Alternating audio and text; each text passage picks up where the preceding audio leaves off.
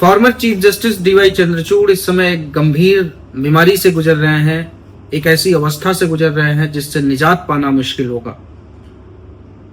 बहुत सी बीमारियां आपने सुनी होगी, बहुत सी ऐसी बीमारियां जो लाइलाज बीमारियां हैं। हालांकि आज के साइंटिफिक दौर में, आज के इस मॉडर्न मेडिसिन के दौर में लगभग जितनी भी इस तरीके की डिसीज हैं सबको क्योर किया जा सकता है, लेकिन जस्टिस डीवाई चंद्रचूड़ जिस भयंकर बीमारी से ग्रसित हैं, जिस भयंकर रोग से इस समय ग्रसित दिखाई दे रहे हैं, और उनके कार्यकाल को अगर आप देखें तो जिस भयंकर बीमारी से हमेशा से वो ग्रसित रहे हैं, उस बीमारी, वो लाइलाज बीमारी का कोई ना आज तक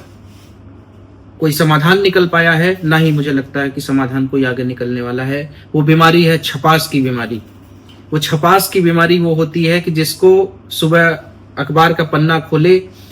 तो मोटे मोटे अक्षरों में अपना नाम ढूंढे, बड़े बड़े फोटोज देखे,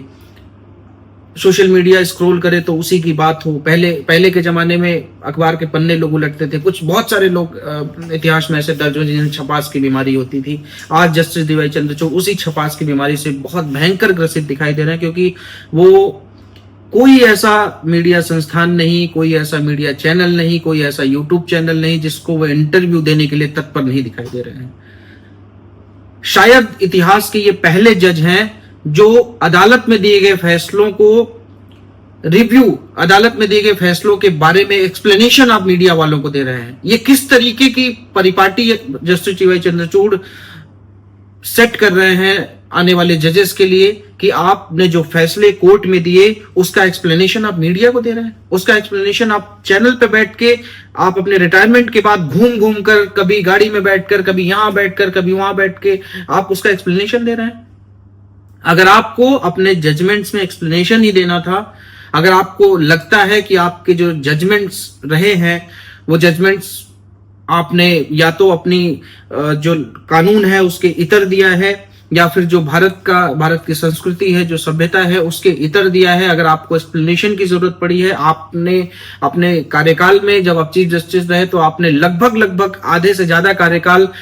कभी 5 जजेस की बेंच बिठाते थे आप, कभी 7 जजेस की बेंच बिठाते थे। आपको ये शायद ज्ञात तो रहा ही होगा कि करोड़ों मामले पेंडिंग है, लेकिन आपको उससे कोई मतलब नहीं था, और आप कभी 7 जजेस की बेंच, कभी 9 जजेस की बेंच, कभी 5 जजेस की बेंच बिठा के आप तमाम आपने फैसले दिए जिससे आपका इतिहास में नाम दर्ज हो। सारे मामले जब आप चीफ जस्टिस थे तो बहुत सारी बेंच, मैंने भी इसको महसूस किया, जो भी सुप्रीम कोर्ट में रेगुलर प्रैक्टिस करने वाले लोग हैं उन सब ने इस बात को झेला कि बहुत सारी बेंच खाली रहती थी, बहुत सारे जो अर्जेंट हियरिंग वाले बेल जैसे मैटर्स खाली पड़े रहते थे बेंच, क्योंकि आपने उनको 7 जजेस की बेंच बना के आप संविधान के जो एक्सप्लेनेशन कर रहे हैं, आप इतिहास लिखने जा रहे हैं, जिससे कि आपका नाम, ये जो छपास की बीमारी जो आपको मुझे लगता है कि हमेशा से थी, वो छपास की बीमारी को आप उसका इलाज कर सकें, तमाम जजमेंट लिख सकें, तमाम ऐसे कंट्रोवर्शियल जजमेंट लिख सकें। जैसे आपने सेम सेक्स रिलेशन को रेगुलराइज कर दिया, आपके ही कार्यकाल में हुआ, आपने एडल्ट्री को रेगुलराइज कर दिया, और आज तमाम मामले आप देखिए कि शादीशुदा पति पत्नी के मामले, दुनिया भर के मामले, हर रोज कम से कम हजारों मामले देखने को आते हैं। ये आपकी ही देन है महाराज, जो आपने एडल्ट्री जैसे जो कानून बनाए गए थे, एडल्ट्री कानून को उसमें सुधार करने की बजाय आपने वो कानून खत्म कर दिए, एडल्ट्री का कानून, जिससे कि आज सब लोग स्वतंत्र हैं, सब लोग जो शादीशुदा लोग हैं वो भी बाहर संबंध बनाने के लिए स्वतंत्र हैं, और उसी की वजह से आज इतना जो देश में व्यभिचार फैला हुआ है और केओस फैला हुआ है। सबरीमाला जैसे मुद्दों में, जिसमें रिलीजियस मुद्दा था, जिसको छूने की जरूरत नहीं थी, उसको भी आपने छुआ, उसमें भी आपने जजमेंट पास किया, जिससे कि आप इतिहास में जाने जाएं। अब आप घूम घूम कर लोगों को इंटरव्यू दे रहे हैं, सारे यूट्यूब चैनल, सारे मीडिया चैनल्स को आप इंटरव्यू दे रहे हैं। आपका मकसद क्या है पता नहीं, सिर्फ आपको पता होगा कि आपका क्या मकसद है। आप कोई पॉलिटिकल पार्टी ज्वाइन करने जा रहे हैं, या आप अपने बेटे को, जिसको आप जज बनाना चाह रहे थे अभी तक नहीं बना पाए हैं, उसमें कुछ जुगत करने जा रहे हैं। आप क्या करना चाह रहे हैं, या जो आपकी बीमारी है वो शायद बीच में मीडिया भूल गई थी, बीच में जब आप सरकारी बंगले पर हक जमा के बैठे हुए थे इलीगल तरीके से, वो आप खाली नहीं कर रहे थे, इसके लिए आपको सुप्रीम कोर्ट का नोटिस देना पड़ा, तमाम तरीके की मीडियाबाजी जब हुई तब आपने तुरंत उस बंगले को खाली किया। उन सारी जो कमियां थी उसको, जो आपकी कमियां उजागर हो गई थी लोगों में, उसको पूरा करने की कोशिश कर रहे हैं। आप क्या करना चाह रहे हैं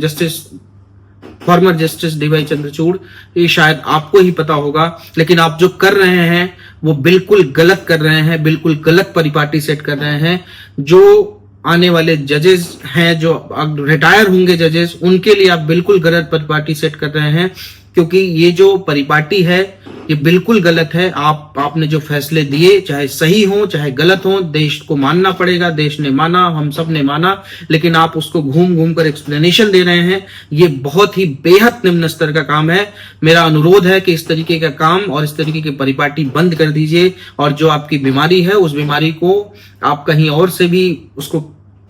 जो आपका क्षतिग्रस्त हो गया है आपका, उसको सही करवा सकते हैं, लेकिन इस तरीके की हरकतें करके कृपया ना करिए। जय हिंद, धन्यवाद।